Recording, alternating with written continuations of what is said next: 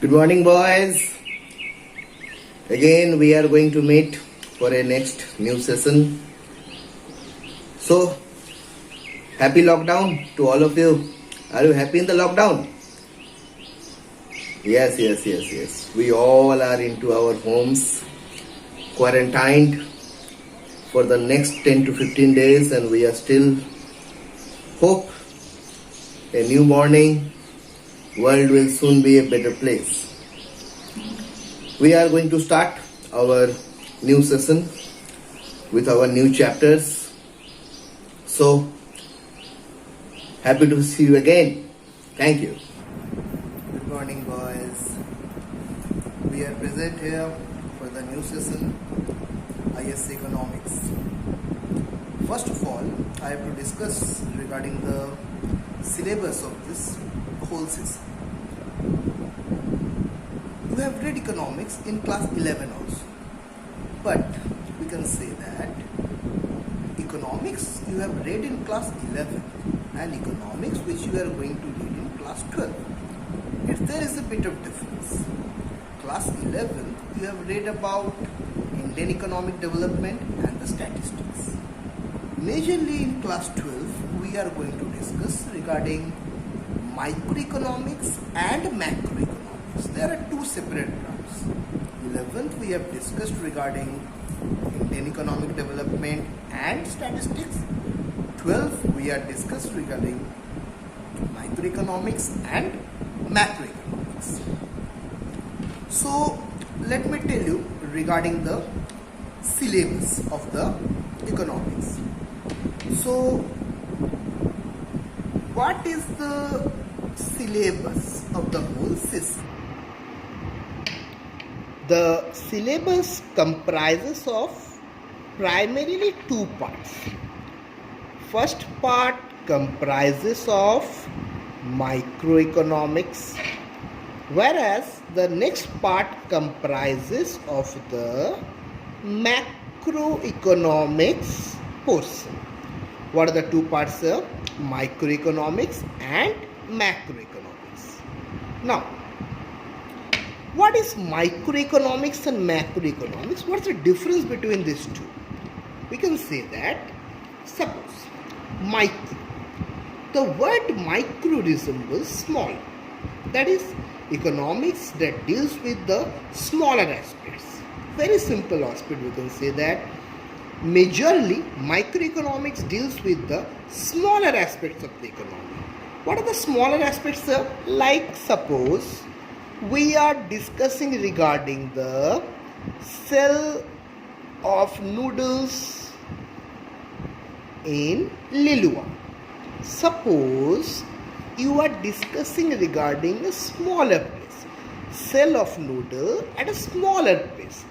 That is being considered as the microeconomics. What is macroeconomics, sir? What is macroeconomics, sir? On the other hand, suppose you are discussing regarding sale of noodles in West Bengal. West Bengal is comprisingly a bigger area than Lilua. Suppose we are talking regarding West Bengal and we are talking regarding Lilua. Comparing Lilua to the West Bengal, Lilua is a smaller place, West Bengal is a larger place. So, economics that deals with the smaller aspects, we call it as in the microeconomics. Economics that deals with the larger aspects, we call it as in the macroeconomics. Clear to all of you? Okay. Now, in microeconomics, what we are going to discuss? We are going to discuss, first of all, as per microeconomics is considered, we will be discussing demand. So the very first chapter, what we are going to discuss, comprising of the microeconomics, is the demand. After the demand, next we are going to discuss is supply. Supply, another chapter. Number 3, we will be discussing regarding consumer behavior. Third one in the microeconomics. Fourth one, we will be discussing price mechanism. This is the fourth chapter we are going to discuss. After the price mechanism, next it is production function. After this it is cost and revenue. After cost and revenue, it is forms of market. Last, it is the producer's equilibrium. So, this is the brief syllabus of whole microeconomics of ISC class 12. ISC class 12, this is the prime syllabus of the whole microeconomic theory.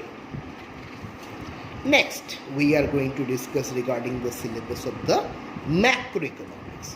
What are the macroeconomic syllabus here? Number 1.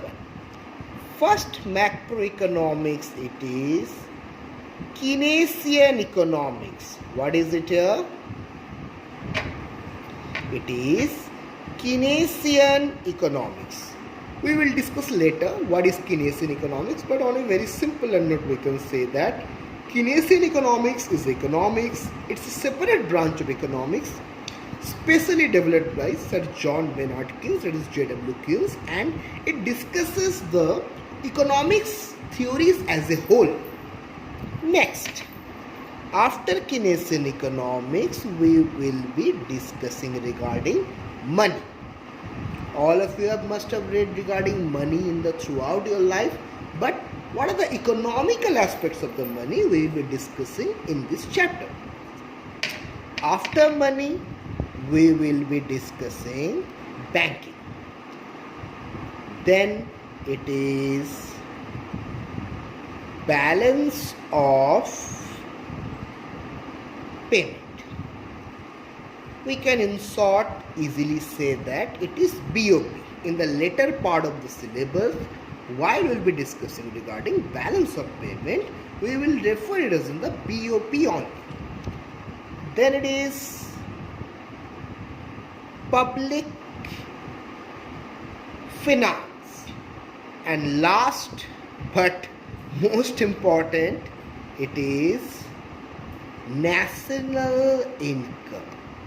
So we can say this is the brief syllabus of the macroeconomics class 12. So these are the syllabus of microeconomics and macroeconomics. So microeconomics, what we are going to discuss here? Demand, supply, consumer behavior, price mechanism, production function, cost and revenue, forms of market, and last but not the least, it is the producer's equilibrium.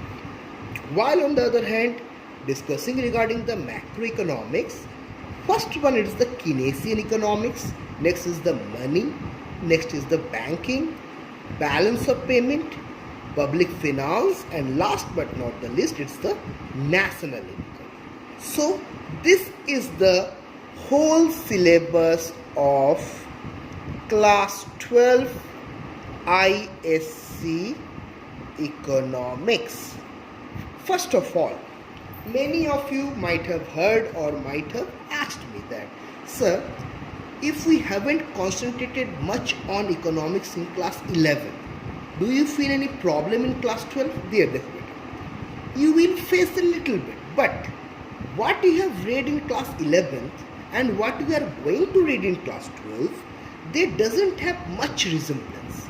Yes, they are related to one another, but some are the north or another is the south. Like class 11th is the north, then class 12 is the south. They had a relation, but they don't resemble that much. So that's a simple thing we can say that regarding the syllabus of the economics. Clear to all of you regarding the syllabus? First of all, the very first chapter what we will be starting is the demand. So we will start our journey of class 12 economics from demand only. Clear, all of you?